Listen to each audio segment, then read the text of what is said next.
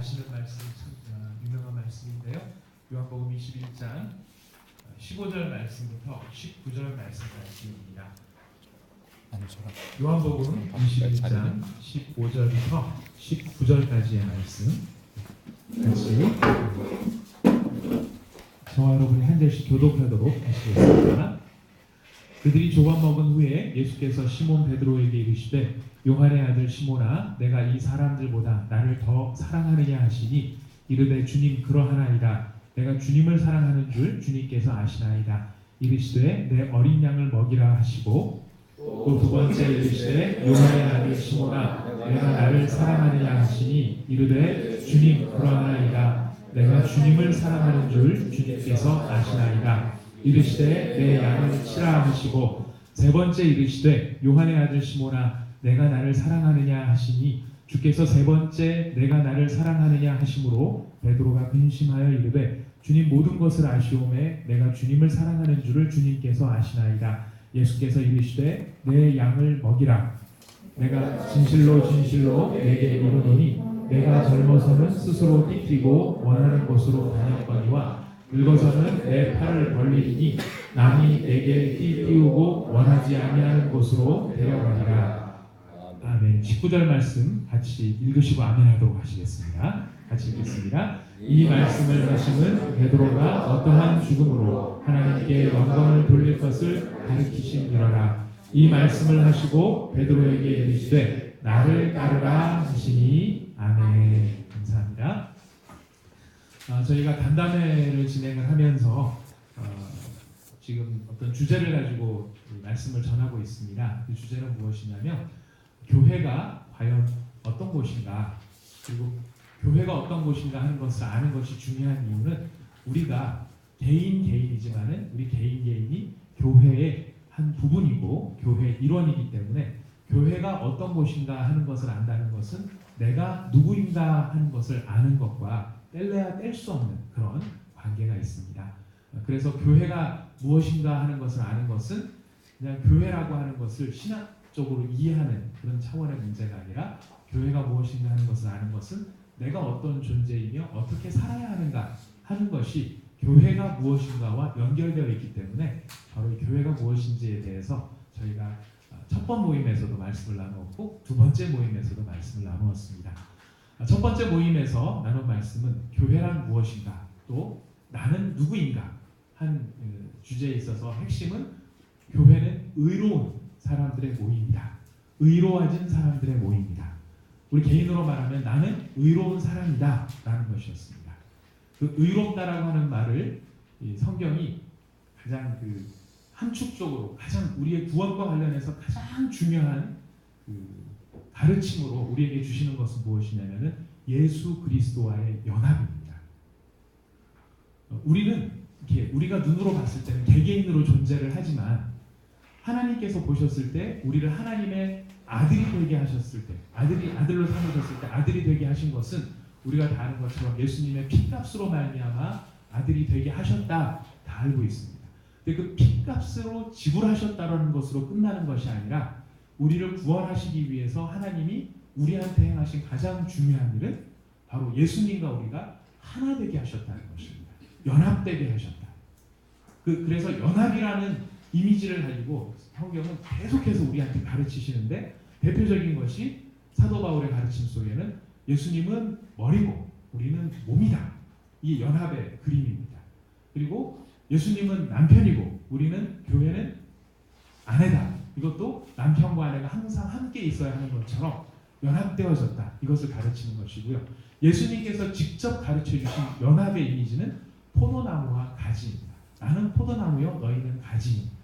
이게 다 어떤 공통점이 있느냐면 연합의 공통점이고 연합의 핵심은 뭐냐면 분리되면 죽는다라는 겁니다. 머리와 몸이 분리되면 머리가 살까요? 몸이 살까요? 어리석은 질문입니다. 둘 다 죽습니다. 예수님께서 우리와 운명론적으로 하나로 확 묶어놓으신 게 뭐냐면 예수님이 나는 머리고 너희는 몸이다 그랬을 때 내가 대빵이다, 내가 대장이다 이런 뜻이 아니고 너랑 나랑은 분리되면 둘 다 죽는다. 그런 운명으로 내가 너를 나 묶어버렸다. 이 말씀을 가르치고 계시는 마찬가지로 포도나무여 가지다. 내가 포도나무여 너희가 가지이니 이 말씀도 가지가 포도나무로부터 분리되는 순간 죽을 수밖에 없습니다. 아무것도 할 수 없다고 예수님은 말씀하십니다. 그만큼 우리가 구원받는 순간부터 시작해서 우리가 하늘나라에 이르기까지 가장 중요하게 우리가 기억해야 되는 구원과 관련된 우리의 구원과 관련된 가장 중요한 이미지는 연합이라는 것입니다. 예수님과 나는 연합되어졌다. 그래서 연합되어졌기 때문에 우리한테 부르시는 칭호가 뭐냐면 의로워졌다. 의롭게 되었다라고 말씀하시는 것입니다. 바로 그때 의라고 했었을 때 그거를 우리한테 잘 이해할 수 있도록 제가 한문을 한 글자를 가지고서 말씀드렸습니다. 바로 의로울 의자를 보시면은 양자에 나 아자를 쓰고 있다 말씀을 드렸습니다. 그래서 참된 의는 예수님께서 나와 함께 하시는데 예수님이 내 위에 계시고 내가 그 밑에 있을 때 우리는 그 연합되어진 존재로서 의가 되는 것입니다. 그것은 구원받을 때뿐만 아니라 구원받은 이후에 우리가 계속 살아가면서도 예수님과의 그 연합이 있어야만 우리는 그 의를 이루어갈 수 있습니다. 만약 구원받은 이후에 우리가 예수님을 잊어버리거나 예전처럼 내가 좀 더 도덕적이 되고 꽤나 선한 일을 많이 할 수 있는 사람으로 스스로를 이해하고 만들어간다면 우리는 뭐를 잃어버리게 되느냐면 머리이신 예수님을 잃어버리게 되는 거예요. 이 의라는 글자가 참 재미있는 게 위에 있는 양이 빠져나가면 나밖에 안 남아요. 의에서 양이 빠지면 나만 남습니다. 오늘날 우리가 교회에서 신앙생활을 하는 사람들의 가장 큰 위험이 뭐냐면은 예수님 없이 나만 남는 경우들이 종종 있더라는 것입니다. 그래서 나만 남으니까 자기 의만 생기는 것이고 자기 자랑 아니면 교만 이런 것들이 우리한테 쌓인다는 거예요. 근데 그거는 뭐를 오해했기 때문에 그러냐면은 우리는 구원받은 이후에도 지속적으로 어린 양과의 관계 예수님의 보혈이 내게 덮어져 있어야 되고 예수님이 내게 항상 접붙임 받아져서 예수님과 연합하는 예수님의 뒤를 따르는 제자 훈련이 딴 게 아니고 예수님 뒤를 따르자 이게 제자 훈련이잖아요. 다 아시는 것처럼. 그러니까 제자 훈련 잘 받고 난 다음에는 그런 예수님을 더 잘 따르는 사람으로서의 겸손이 남아야 제자 훈련을 잘 받은 것이라고 말할 수 있을 것입니다. 근데 제자 훈련을 다 받고 났는데 예수님은 없어지고 나 이제 훈련 끝났어. 예수님 잠깐 비켜보세요. 훈련 받았거든요. 하고 이제 나만 남게 되면 우리는 의가 사라지고 나만 남는 비극적인 결과가 생긴다는 것입니다. 그래서 교회란 무엇인가? 나는 누구인가? 했었을 때 우리가 항상 기억해야 될 것은 바로 의라고 하는 것입니다. 나는 의로워진 사람이다. 근데 도덕적으로 흠결이 없다 이 뜻이 아니고 나는 의로워진 사람이다. 이 얘기를 할 때는 내 위에는 예수님이 계십니다. 이거를 고백하는 것이고요. 나는 의로운 삶을 살기를 원합니다. 이렇게 고백할 때는 나는 예수님의 뒤를 따르기를 원합니다. 이것을 고백하는 것이 바로 의로운 삶을 살기를 원한다는 고백이고 나는 의로워졌다는 의미가 되는 것입니다. 그래서 이제 교회란 누구냐? 교회란 무엇이냐? 나는 누구냐? 했을 때 바로 그 의가 굉장히 중요하다는 말씀을 드렸고요. 두 번째 드렸던 말씀은 그렇게 이제 예수님과 연합되어진 내가 이 세상을 구원받은 사람으로 어떻게 살아가야 되느냐? 예수님께서 우리 모두를 교회로 불러주셨는데 우리 교회의 사명은 도대체 무엇인가? 교회가 왜 존재해야 되느냐? 하는 주제로 말씀을 드렸습니다. 교회가 이 땅에 존재하고 교회가 해야 되는 일은 교회의 머리이신 예수님이 하시는 일, 그게 전부입니다. 예수님이 하시고자 하는 일이 교회가 해야 되는 일이고요. 예수님이 하시고자 안 하시는데 우리끼리 하면 그거는 좀 예수님하고 상관없는 좀 엉뚱한 일들이 될 수가 있습니다. 예수님이 이 땅에 오셔서 하시고자 하셨던 가장 중요한 일, 지난 시간에 말씀을 드렸습니다. 예수님께서 오셔서 하시고자 하는 가장 중요한 일은 바로 인간의 죄로 말미암아 나뉘어진 하늘과 땅을 하나로 이어주는 일을 하기를 원하셨다. 그게 바로 요한복음에 나왔던 니고데모죠. 그 친구가 아니고 그분이시죠. 네, 그분 니고데모와의 대화 속에서 예수님이 네가 무화과 나무 아래 있을 때 내가 봤다고 해서 네가 놀랬냐? 네가 더 큰 일을 볼 것이다. 근데 그 더 큰 일이라고 하는 것이 무엇이냐면은 인자 위에 천사들이 오르락내리락 하는 것을 볼 것이다 라는 말씀을 하셨습니다. 그 인자 위에 천사가 오르락내리락 한다고 하는 그 그림은 바로 야곱이 삼촌 라반의 집으로 도망갈 때 베델에서 하늘과 땅을 이어주는 사다리를 보았고 그 사다리 위로 천사가 오르락내리락 하는 것을 야곱이 본 적이 있습니다. 바로 그 모습을 예수님이 말씀하시면서 인자 위에, 인자 머리 위로 저 위에서 천사가 내려와서 딱 찍고 올라가는 게 아니라 인자라고 하는 통로를 가지고 그 위로 천사들이 오르락 내리락 하게 하는 것을 볼 것이다 라고 이야기합니다. 그게 왜 더 큰 일이냐면은 바로 예수님의 가장 중요한 사역, 이 땅에 오신 가장 중요한 목적은 바로 하늘과 땅을 이어주는 일이기 때문에 그렇다는 것입니다. 그래서 예수님은 하늘과 땅을 이어주는 일을 하기를 원하셨고, 그래서 사람을 고치셨고, 그 사람을 고치니까 주일날 고쳤다고, 주일이 아니죠, 안식일날 고쳤다고 바리새인들이 막 몰아세우니까 예수님께서 아버지께서 지금도 일하시네 나도 일한다 라고 말씀하십니다. 그래서 바로 그 예수님의 일, 예수님이 일을 하시는데 그 일, 그게 하늘과 땅을 이어주는 일, 그것을 그림으로, 그림처럼 보여주는 한자가 바로 만들 공자, 일할 공자라는 것입니다. 여러분 신기하지 않습니까?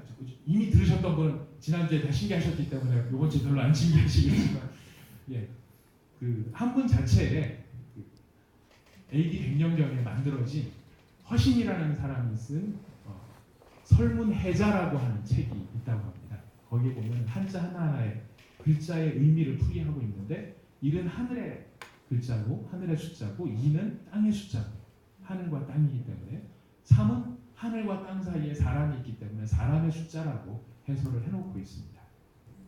근데 바로 그 두 이자를 뚫을 본자로 연결을 하고 있는 것이죠. 그러니까 교회가 일을 해야 됩니다. 교회는 일을 해야 되는데 무슨 일을 해야 되느냐면 바로 하늘과 땅을 잇기 위해서 자기의 몸을 십자가에 내어놓으신 예수 그리스도가 하신 그 일을 교회는 해야 한다는 것입니다. 하늘의 영광을 이 땅 가운데서 나타내주게 하는 것, 하늘의 기쁨을 이 땅 가운데서 경험시켜주는 것, 이것이 바로 교회가 해야 되는 일, 바로 공짜입니다. 이게 교회의 사명입니다. 그럼 굉장히 놀라운 사명을 어떻게 수행할 것인가? 방법이 있어야 되겠죠. 그 방법을 굳이 미션이라고 우리가 정의해 본다면, 교회의 미션이라고 하는 것은 도대체 무엇일까? 바로 그 미션에 관한 부분이 오늘 우리가 읽은 본문 말씀 가운데 나오는 이야기입니다. 여러분 이 대목은 너무 잘 아실 것입니다. 예수님께서 십자가에 달려 돌아가셨다가 부활하신 이후에 예수님의 제자들이 안 믿었어요. 정말 예수님 살아나셨다, 신난다, 우리 예수님 부활하신 예수님을 만나보자, 이렇게 하지 않았습니다. 제자들은 다 실망했고 다 낙담했고, 그래서 뿔뿔이 흩어졌습니다. 예수님께서 부활하시기 전과 부활하신 다음에 제자들과 예수님의 관계에 있어서 한 가지 중요한 차이가 생겼습니다. 예수님께서 돌아가시기 전에는 제자들이 언제든지 원하면 예수님을 찾으러 갈 수 있었어요. 만나러 갈 수 있었습니다. 예수님이 어디 계신지 금방이라도 제자들끼리 서로 소통하면 예수님 지금 그 동네에 계셔. 그러면 제자들이 가서 예수님을 만날 수 있었습니다. 그러나 부활하신 다음에는 제자들이 아무리 원해도 예수님을 스스로 찾을 수가 없었습니다. 부활하신 후에는 항상 예수님이 주도권을 가지시고 예수님이 필요하실 때 나타나십니다.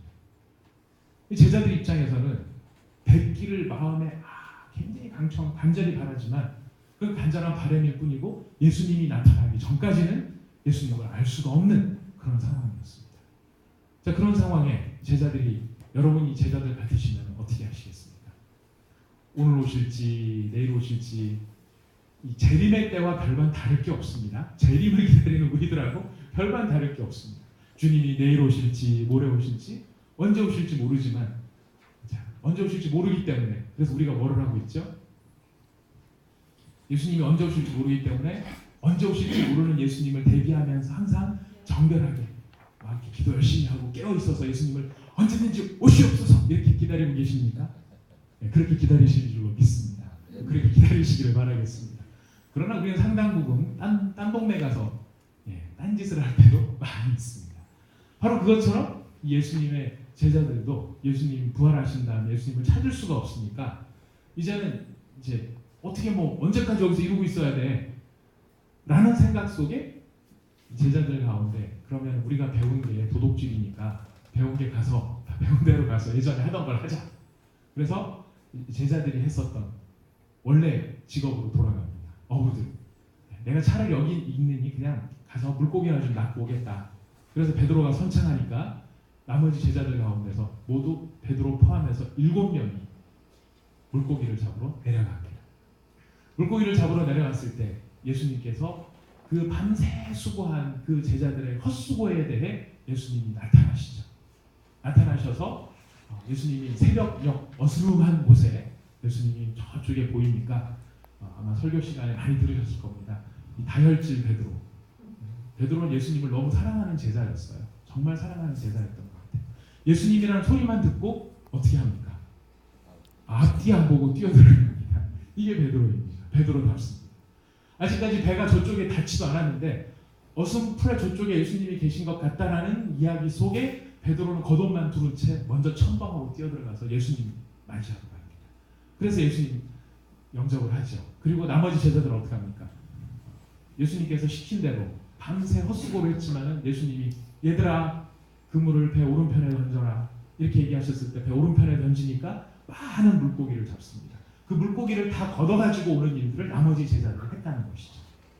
근데 사실 이 물고기를 다시 잡게 하는 밤새 수고했지만 아무것도 못 건진 제자들한테 예수님이 다시 오셔서 배 오른편에 그물을 던져라 해서 153마리의 물고기를 잡는 그 기적은 그냥 기적으로서의 가치가 있는 것이 아니라 사실은 굉장히 중요한 회복의 의미가 거기에 담겨 있습니다. 잘 아시는 것처럼 예수님 제자들이 이 어부인 제자들이 예수님을 처음 만났던 장소가 바로 밤새 물고기를 잡았지만 못 잡았던 바로 그곳이었죠. 예수님이 그때 오셔서 깊은 곳에 그물을 내려라. 그랬더니 우리가 전문가로서는 그거 말이 안 되는 말이지만 당신이 말씀하셨으니까 한번 해보겠습니다. 해서 해봤더니 정말 그물이 찢어질 만큼 많은 물고기를 잡아오셨습니다. 근데 그 물고기를 잡은 다음에 예수님이 좋지 물고기 잡으니까 흐뭇하고 이렇게 말씀하신 게 아니고 예수님이 그 다음에 하신 말씀이 무엇이었습니까? 잘 아시는 거지만 한번 마인드를 시켜드리는 겁니다. 네가 사람 낚는 어부가 되라. 예수님께서 그들을 초청하셨던 계기가 됐던 모티브가 됐던 것이 바로 그 그물로 물고기를 많이 걷어올리는 장면이었습니다. 근데 그 장면을 왜 다시 연출을 하시냐면은 우리가 잘 아는 것처럼 제자들이 예수님이 십자가에 못 박히실 때 예수님을 버려두고 다 도망갔기 때문에 그랬습니다. 다 배신하고 떠나갔습니다. 다 배신하고 예수님 남겨놓고 다 떠나버렸습니다. 그 떠나버린 제자들이 마음속에 계면적음이 있고 그 마음속에 정말 죄송스러운 그 죄송스러운 제자들 그러나 더 본질적으로는 사명을 잃어버린 제자들이었습니다. 예수님이 다시 오셔서 그물을 통해서 많은 물고기를 낚게 하심으로 예수님이 그들에게 주시고자 하셨던 것은 많은 물고기가 목적이 아니라 그들이 배신함으로 잃어버렸던 그 소명, 그 사명을 다시 회복시키는 것이 예수님의 목적이었습니다. 그래서 예수님께서 많은 그물을 가져서 회복을 시키셨죠. 근데 다른 제자들은 그렇게 해서 회복이 되는데 이 제자들이 다 예수님을 버리고 도망을 가는 가운데 특별히 더 큰 대형 사고를 친 사람이 베드로였습니다. 다른 사람들은 그냥 도망갔지만 베드로는 그래도 예수님을 먼 발치에서 좀 그 사랑하는 마음에 그 예수님을 어떻게든지 더 보겠다고 쫓아갔다가 괜히 안 쫓아가니만 못한 일을 당하게 되었습니다. 근데 이 베드로가 여러 가지 면에서 우리한테 교훈을 주고 나중에 또 생각하고 기회가 있겠지만은 예수님을 쫓아갔었을 때 베드로의 마음, 또 예수님이 경고를 하십니다. 오늘 밤에 너희들이 다 나를 두고 도망갈 것이다. 베드로가 얘기를 합니다. 전 절대 도망 안 갑니다. 성경을 정확히 보시면 저는 죽기를 각오하고 절대 주님을 떠나지 않겠습니다. 각오라는 말을 씁니다. 예수님이 그래 네가 그럼 각오가 돼 있어? 오늘 밤 지나기 전 새벽 딱 오기 전에 네가 나를 3번 부인할 거야. 어떻게 됐습니까? 정말 3번 부인했습니다. 그리고 베드로가 나가서 통곡을 하죠. 왜 울었을까요? 그냥 슬퍼서? 베드로가 대성통곡을 한 이유는 죽기를 각오한 그 각오가 베드로의 진심이었기 때문에 울은 것입니다. 베드로의 인사치를 하면 그렇게 울 필요가 없어요. 그냥 대충 한 말 같으면 아유 내가 안 됐네, 아유 되게 유감이네 이 정도일 테지만 베드로가 나가서 대성통곡을 하고 울었다는 건 뭐냐면은 정말 자기는 예수님을 사랑해서 절대 떠나고 싶지 않았는데 떠날 수밖에 없었던, 이것이 너무 괴로웠던. 근데 이 상황 자체가 우리한테 알려주는 중요한 메시지는 뭐냐면 각오하고 결심하고 진심이라도 안 통하는 거는 안 통한다. 우리가 신앙생활하면서 교회 생활하면서 가장 많이 쓰는 우리의 주된 무기가 뭔지 아십니까? 말씀을 듣고 각오하십시오. 변화를 각오하십시오. 결심하십시오. 내일부터 새 사람이 될 것을 결심하십시오. 여러분 각오하고 결심하는 거 굉장히 중요한 일이지만 우리는 각오하고 결심한다고 안 되는 존재다. 그거를 보여주는 게 베드로. 우리가 사람들한테 가장 강력하게 우리의 의지를 전달하는 게 어떤 표현입니까? 이거는 제 진심입니다. 진심이라는데 그 앞에서는 아무도 할 말이 없는, 뭐 어떻게 말하면 제가 배를 째는 한이 있더라도 이런 거 비슷한 말이 저의 진심입니다. 이런 표현이겠죠. 그러나 우리가 각오하고 우리의 진심이라 할지라도 우리는 우리를 의지할 때, 우리의 각오와 우리의 진심을 의지할 때 우리는 넘어질 수밖에 없다. 이게 아까 말한 양 없이 나 혼자 남으면 나는 아무것도 할 수 없는 바로 그 진리와 통하는 부분이지. 베드로가 그런 각오와 결심이 있었지만 예수님을 3번 부인합니다. 3번 부인했을 때 이제 여러분 들어서 너무 잘 아시겠죠. 그냥 부인한 게 아니고 몰라요? 몰라요? 3번째는 저주하면서 부인합니다. 저주를 했는데 누구를 저주한 겁니까? 너 자꾸 너 그 동네 사람 맞지? 이렇게 말한 그 물어본 사람을 저주한 게 아니고 예수님을 저주한. 여러분 저주 해보셨습니까? 성경에 보면 저주 기도도 있어요. 다윗도 저주 기도로 망했어요. 너무 속이 상한 나머지 등뼈가 부러지게 하시고 뭐 이런 장면들이 나옵니다. 읽으면 막 가슴이 섬찟한 그런 대목인데, 저는 어려서 저희 어머님한테 저주를 참 많이 했던 사람입니다. 저희 어머니께서 어렸을 때 저를 키우실 때 자주 그런 말씀을 하셨습니다. 이런 육실홀로 이런 연병할 놈, 이런 말씀을 자주 하셨습니다. 초등학교 다닐 때 기억입니다. 뭐 안 좋은 소리인 건 같은데 무슨 소리인지는 몰랐습니다. 그러나 나중에 제가 찾아봤습니다. 육실헐, 6토막이 나서 죽다. 시신을 6토막을 내서 죽이는. 연병할, 장티부스에 걸려서 설사를 하다 죽다. 이런 겁니다. 그러니까 저희 어머니한테 나중에 여쭤봤어요. 아니 어머니, 이게 육실헐이 6토막이 나서 죽는 거고 연병할은 장티부스에 걸려 설사하다 죽는 건데 이런 뜻을 알고 하셨어요? 이렇게 물어보니까 아니 그런 뜻인지 몰랐지. 그 동네 그때는 우리 때는 다 그렇게 살았어. 그냥 그게 기분 나쁘다는 뜻이었고 불쾌하다는 뜻이었고 나쁜 놈이라는 뜻이었지. 난 그런 뜻인지 몰랐다.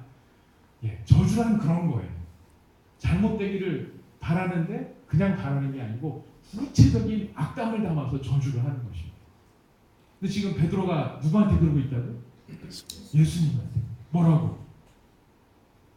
사람들한테 부인하는 거야. 나 저 사람 몰라. 나 저 인간 몰라. 나 저렇게 육신할 놈, 저런 연병할 놈, 가다가 쳐 죽일 놈, 나 저런 놈은 난 알 수가 없어. 난 몰라. 이게 지금 베드로가 한 행동이다. 그냥 모른다는 정도가 아니라 자기가 살기 위해서, 자기가 자기의 욕심을 위해서, 내 생명의 위협 속에서 나 자신을 보호하기 위한 그의 모습은 각오하고 진심이었으나 그 각오와 진심을 아무짝에도 쓸모없게 만드는 무용지물에 저주를 퍼붓고 떠나는 것이 베드로의 모습이었다. 베드로가 사고를 쳐도 너무 많이 친 이 상황에 누가 제일 힘들었을까요? 다시 재회를 했었을 때 예수님과 그의 제자들과 베드로가 다 포함된 이 사람들이 만났을 때 제일 힘든 사람은 베드로였을 거예요. 좋다고 해서 예수님이라 그러니까 아까 말씀드린 것처럼 겉옷을 들고 뛰어내리긴 했는데 막상 뛰어내려서 예수님을 딱 만났을 때 그 예수님을 어떻게 똑바로 볼 수 있었을까요? 참 괴로웠을 것입니다. 제자들이 와서 보니까 아주 재밌는 모습이 연출이 되어 있어요. 저희가 성경을 읽진 않았지만 성경에 보시면 21장에 보시면 예수님과 베드로 사이에 숯불이 하나 피워져 있고 거기에 제자들이 얘기하십니다. 너희들이 지금 잡은 물고기를 가져와라. 그러면서 얘기를 하시는데 베드로와 예수님 사이에 숯불이 하나 피어져 있습니다. 그리고 이 숯불이라는 게 굳이 강조되어 있는 이유가 뭐냐면 베드로가 예수님을 3번 부인하던 그날 밤에 예수님과 베드로가 서로 눈을 마주치던 그때 모습이 어떤 모습이었냐면 숯불이 피워진 숯불 너머로 예수님과 눈을 마주치면서 예수님을 부인했던 그 모습을 예수님이 의도적으로 연출을 하고 계십니다. 그리고 3번 예수님을 부인했던 베드로를 회복시키시기 위하여 3번 예수님을 부인하고 저주했던 그 입술에 예수님을 사랑한다는 고백이 나올 수 있도록 예수님께서 물어보십니다. 네가 나를 사랑하느냐? 네가 나를 사랑하느냐? 네가 나를 사랑하느냐?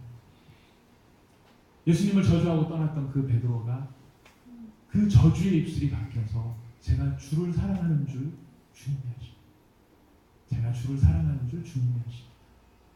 제가 주를 사랑하는 줄 주님이 하십니다. 예수님은 참 너무 좋으신 분인 것 같아요. 우리 같으면 그 정도 배신하고 갔으면 어떻게 해주시면 좀 좋으실 것 같으세요?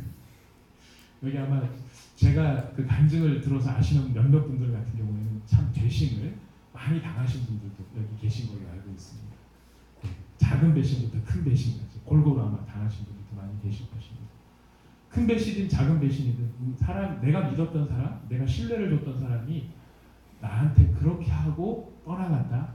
인간적으로는 모멸감과 자존심과 상처가 쉽게 가시지가 않지요. 그 사람 다시 보는 건 진짜 쉽지는 않습니다. 근데 예수님께서는 그 다시 보기 힘든 베드로를 지금 사랑한다는 고백으로 나와 제자들에게 주셨던 그 사명, 사람 낳는 어부가 되게 하는 그 사명을 새롭게 주시고 베드로한테는 그 사랑을 전제로 해서 한 가지 더 추가적인 말씀을 구체적으로 주십니다. 네가 나를 사랑하느냐? 오케이. 네가 나를 사랑한다면 그 사랑을 조건으로 해서 예수님이 한 가지 부탁을 하십니다. 예수님이 제자들한테 뭐 부탁하시는 거 보신 적 있으십니까? 계명은 주신 적이 있으시지만 부탁을 개별적으로 하신 적은 없으십니다. 근데 예수님께서 베드로한테는 구체적인 부탁을 하십니다. 네가 나를 사랑하느냐? 네가 나를 사랑한다면 그 사랑을 조건으로 해서 내가 너한테 부탁을 한다. 내 어린 양을 먹여라. 내 양을 치라. 내 어린 양을 먹여라. 양을 먹여달라는 부탁을 합니다. 근데 그 양이 어떤 양들일까요? 지금 예수님이 이렇게 말씀하실 때 베드로한테 이 어린 양을 맡기실 때 그 어린 양이라고 하는 속에는 뭐가 들어가 있을까요? 지금 예수님께서 베드로한테 굳이 이 상황을 만들고 시츄에이션을 만들어서 말씀 한마디면 됩니다.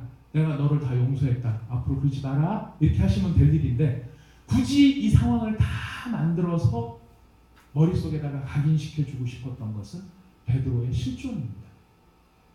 네가 어떤 사람이었냐? 그럼 내가 너한테 지금 어떻게 하고 있느냐? 그리고 내가 이렇게 한 나를 통해 너를 통해 내가 너한테 부탁하는 것이 무엇이냐? 어린 양을 먹이는데 그렇다면 그 어린 양이 어떤 양이겠습니까? 꼭 너 같은 어린 양. 베드로, 너 같은 어린 양. 너 같은 어린 양이라면 어떤 어린 양일까요? 열심히 먹여주고 걷어주고 애써주고 보호해줬는데 나 살겠다고 급할 때 도망가는 어린 양. 제가 뭐든지 다 해줄게요 라고 약속했었는데 자기 마음과 감정이 탁 틀어지니까 저주를 하고 떠나가는 어린 양. 바로 그 어린 양을 먹이라는 것입니다. 너 같은 사람, 너 같을지라도. 여기 우리 사랑의 교회 순장님들이 여러 분 계십니다. 순장 사역을 하셨던 분들도 많이 계십니다. 제가 신인 순장 사역 때 2번인가 이 말씀을 전한 적이 있습니다. 그리고 분명히 경고처럼 말씀을 드린 적도 있었습니다. 뭐냐면 순장 사역을 열심히 하셔서 그 순원들한테 우리 순장님들, 사랑의 교회 순장님들 정말 헌신적으로 섬기시잖아요. 어느 정도로 헌신적이시냐면 내 새끼가 아플 때 밤에 병원 안 가고 참어 이렇게는 말을 해도 순원 자식이 아프면 그 밤에 차 끌고 가서 응급실이라도 데려가는 것이 순장의 마음입니다. 내 남편 직장 승진 잘 되라고 금식기도 안 해요. 그냥 해주면 좋겠다고 기도만 해요. 그러나 순원의 남편의 승진을 위해서는 아침 금식을 일주일씩 하시는 것이 순장님의 마음이에요. 근데 그렇게 열심히 내 새끼를 위해서는 그렇게 안 했지만 순원들을 위해서 그렇게 열심히 기도를 해놨는데 나중에 그 순원한테서 들리는 소문이 막 들리고 우리 순장님은 뒤이 딱딱해. 우리 순장님은 너무 길어. 우리 순장님은 너무 좀 말씀을 무슨 말씀하시는지 잘 모르겠어. 뭐 이런 이야기들이 들려올 수 있다는 거예요. 얼마나 큰 배신감입니까? 배반. 근데 주님이 부탁하시는 건 뭐냐면은 걔가 너를 배신했느냐? 걔가 너를 배반했느냐? 너 속상하냐? 이거를 물어보시는 게 아니고 예수님이 항상 물어보시는 것은 네가 나를 사랑하느냐? 네가 나를 사랑하느냐? 네가 나를 사랑하느냐? 네가 나를 사랑한다면 바로 그 양을 먹이라는 것입니다. 교회가 해야 되는 일, 우리가 의로워진 사람으로 하늘의 영광을 이 땅 가운데 보여줘야 되는 그 사명을 우리가 구체적으로 실행해야 하는, 우리 일상의 삶 속에서 구체적으로 실행해야 되는 가장 중요한 방법이 무엇이냐면 바로 오늘 예수님은 베드로의 이야기를 통해서 우리에게 알려주시는 것입니다. 내 양을 먹이라. 내 양을 치라. 하늘과 땅을 하나 되게 하는 가장 중요한 역할, 가장 중요한 일은 바로 양을 먹이는 것입니다. 교회가 해야 되는 가장 중요한 사명은 그렇기 때문에 양을 먹이는 사명입니다. 제가 나눠드린 페이퍼에 보면 매주 한 문이 한 글자씩 있는데 오늘도 한 문이 한 글자가 있습니다. 다 아시는 글자죠. 길을 양자입니다. 길을 양자인데 이게 왜 길을 양자인지 이것도 파자를 해보시면 양양자가 있고 밑에 먹을 십자가 있습니다. 양을 먹이는 것이 길을 기르게 하는 방법입니다. 교회가 해야 되는 미션, 구체적인 미션은 사람들에게 먹이는 것이죠. 먹이는데 뭘 먹이느냐? 이 양에는요, 양은 홀로그램 같아요. 이렇게 보면은 한 그림이 있고 이렇게 보면 또 다른 그림이 있습니다. 성경에서 양은 우리를 가리키는 말이기도 하지만 양은 또한 예수님을 가리키는 말이기도 합니다. 요한계시록에 보면은 어린 양 예수의 라는 표현이 28번이 나옵니다. 먹이는데 뭘 먹이느냐면은 양을 먹이는 거예요. 양을 먹인다는 것은 예수님을 먹인다는 것입니다. 양한테 양을 먹여야 되는 겁니다. 양한테 어린 양 대신에 예수님을 안 먹이고 딴 걸 먹이면 그 양이 탈이 납니다. 좋은 거라고 해서 시대의 가르침이나 철학이나 어떤 인문학이나 이런 것이 듣기 좋고 좋다 그래서 양한테 예수님 아니고 어린 양 아니고 딴 걸 먹이면 그 어린 양 탈이 납니다. 기를 양자가 왜 머리에다가 양을 쓰고 있는지 우리가 음미를 해본다면 교회의 사명은 바로 그리스도 예수를 증거하는 일이고 그리스도 예수의 주되심을 가르치는 일이고 우리의 모든 일상의 삶 속에 그리스도가 주가 되신다는 사실을 인정하면서 살아갈 수 있도록 성도들을 돕는 일이 바로 교회가 해야 되는 가장 중요한 일입니다. 그래서 다락방이 중요한 것이기도 합니다. 다락방이 해야 되는 중요한 일은 바로 교회의 일원, 바로 그 일이기 때문에 그렇다는 것이죠. 우리가 교회를 꿈꾼다, 세상에 없는 교회를 다른 교회 다 못하는데 우리만 잘해보자, 용 빼는 재주 이런 거 하나도 없습니다. 하나님이 세우신 모든 교회가 다 귀한 교회입니다. 그 교회들마다 정말 맡겨주신 사명을 잘 감당하기 위해서 애를 쓰고 있습니다.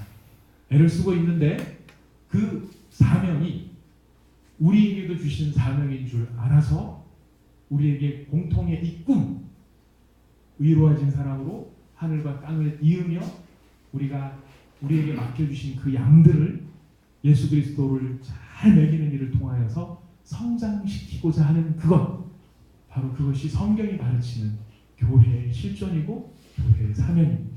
그것이 바로 우리의 사명이기도 합니다. 우리가 꿈을 꾼다면 다른 것을 꾸는 것이 없습니다. 인원이 많아지는 것도 참 좋은 일이지만 좋은 일이지 꿈이 될 수는 없습니다. 예쁜 아담한 건물을 멋진 건물, 큰 건물 이렇게 하면 또 거의 정서적 반응이 우리가 별로 안 좋기 때문에 다 빼고 아담하고 그냥 좋은 건물, 그것도 참 교회라는 조직을 유지하기 위해서는 필요한 일이지만 그것이 꿈이 될 수는 없습니다. 교회가 이웃사랑을 위해서 많은 사람들에게 구제하고 하는 일들 참 건강하고 좋은 일이지만 그러나 그것도 궁극적인 꿈은 될 수 없습니다. 교회가 꿀 수 있는 그 꿈, 예수님께서 베데스다 연못가에 18년 동안이나 병을 낫지 못해서 힘들어하고 괴로워하는 그 사람을 찾아가서 네가 왜 이러고 있느냐, 저 물이 움직일 때 얼른 내려가야 되는데 아무도 안 내려보내줘서요. 그래, 자리를 들고 일어나라. 모든 사람이 당연한 것으로 여겼던 그 사람의 환경과 처지 가운데에 긍휼과 불쌍히 여기심과 자비의 마음을 가지고 찾아가셔서 그 한 사람을 찾아내 일으키시는, 자기 자신을 먹이시는 바로 그 예수님의 사역, 그것이 구체적으로 이루어져야 될 것이 바로 교회라는 것입니다. 우리가 바로 그런 교회를 사모하면서 그 가르침에 순종하면서 나가고 싶고 또 나가기를 원하고 그것을 기도하고 있습니다. 그런 교회가 세워질 수 있도록 이제 여러분들께서 기도해 주셔야 됩니다. 이미 기도하고 계시겠지만 하고 계시겠죠. 기도하고 계시겠지만 구체적으로 기도를 해주십시오. 교회를 세워주십시오가 아니고 그 교회가 뭐 하는 교회고 왜 세워져야 되는지에 대해서 이유를 알고 기도를 해주십시오. 그리고 그 열매들이 나타날 수 있도록, 예수와 접붙여져 있기 때문에 포도나무이신 예수님에 붙어져 있는 가지와 같기 때문에 그곳에서 많은 생명의 열매들이 나타날 수 있는 그런 공동체로 건강하게 세워질 수 있도록 기도해 주시기를 바랍니다. 부탁드리겠습니다. 그리고 제 부탁만이 아니고요. 사실 여러분들이 그렇게 사셔야 하나님이 칭찬하십니다. 이미 그렇게 많이 살고 계시겠지만 더욱더 힘써서 주님과 하나 되시고 주님 떠나지 마시고 나만 남지 마시고 사명이라고 생각하시면서 또 이상한 거 하지 마시고 어린 양을 먹이셔야 됩니다. 한 양을 먹이셔야 됩니다. 돌보셔야 됩니다. 케어하셔야 됩니다. 세워주셔야 됩니다. 돌아올 수 있고 배반하고 또 떠나가겠지.